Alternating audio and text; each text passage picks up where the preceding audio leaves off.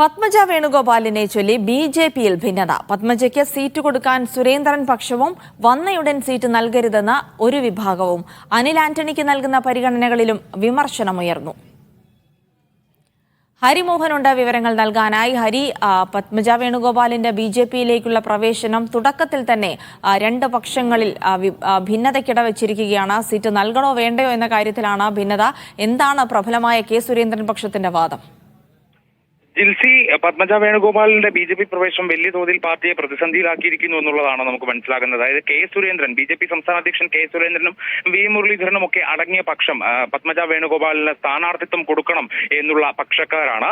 അതായത് അതിനുവേണ്ടിയാണ് ബി.ഡി.ജെ.എസിൽ നിന്ന് 2 സീറ്റുകൾ അവർ ഇത്തവണ വാങ്ങിയത്. കഴിഞ്ഞ തവണ ബി.ഡി.ജെ.എസ് മത്സരിച്ച വയനാട്, ചാലക്കുടി മണ്ഡലങ്ങളാണ് ഇത്തവണ വാങ്ങിയത്.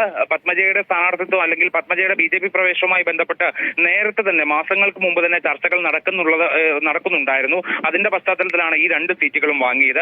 വയനാട്ടിൽ പത്മജ മത്സരിച്ചു കഴിഞ്ഞാൽ ദേശീയ തലത്തിൽ തന്നെ അതൊരു വലിയ ഇമ്പാക്ട് ഉണ്ടാക്കാൻ സാധിക്കുമെന്നുള്ളതാണ് ബി.ജെ.പിക്കുള്ളിലെ വിലയിരുത്തൽ. കാരണം രാഹുൽ ഗാന്ധിയാണ് മത്സരിക്കുന്നത്.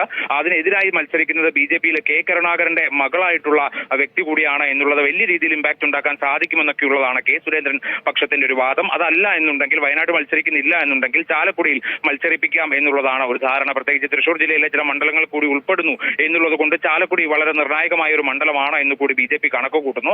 പക്ഷേ ഈ അഭിപ്രായത്തോട് മറ്റു പക്ഷങ്ങൾ യോജിക്കുന്നില്ല എന്നുള്ളതാണ് ഇതിനകത്തെ ഒരു പ്രശ്നം. അതായത് മുതിർന്ന നേതാക്കൾ തന്നെയാണ് ഇതിനെതിരെ നിൽക്കുന്നത്.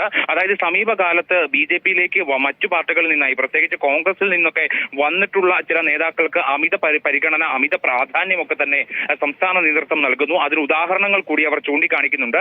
അതിൽ ഏറ്റവും വലിയ ഉദാഹരണം എന്ന് പറയുന്ന അനിൽ ആന്റണിയാണ്.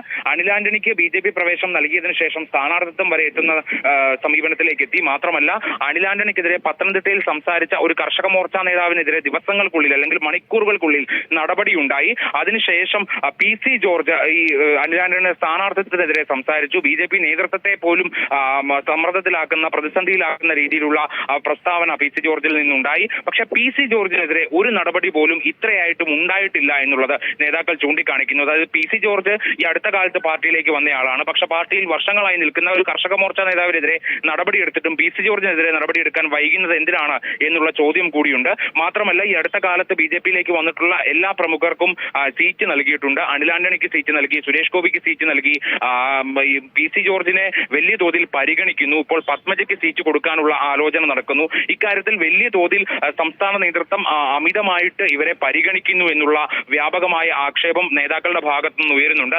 ഇത്തരത്തിൽ പരിഗണന കൊടുക്കുന്നത് പാർട്ടിയിൽ ഇത്ര നാളും വെള്ളം കോരിയും വിറകുവെട്ടിയും പാർട്ടിയെ വളർത്തിയ ആളുകളെ ഇരുട്ടത്ത് നിർത്തുന്നതിന് തുല്യമാണ് എന്നുള്ള ഒരു ആക്ഷേപമാണ് എന്തായാലും ഉയർന്നു വന്നിരിക്കുന്നത്. ഇതുമായി ബന്ധപ്പെട്ട ചർച്ചകൾ എന്തായാലും സജീവമായി നടക്കുന്നുണ്ട്. പത്മജയ്ക്ക് വ്യക്തിപരമായി സ്ഥാനാർത്ഥിത്വത്തിൽ താല്പര്യമില്ല എന്നാണ് അറിയുന്നതെങ്കിൽ പോലും കെ സുരേന്ദ്രൻ പക്ഷം ശക്തമായി തന്നെ അവരുടെ സ്ഥാനാർത്ഥിത്വത്തിന് വേണ്ടി നിലകൊള്ളുന്നുണ്ട് എന്നുള്ളതാണ് നമുക്ക് ഈ നിമിഷം നൽകാൻ കഴിയുന്ന വാർത്ത. ജിൽസി.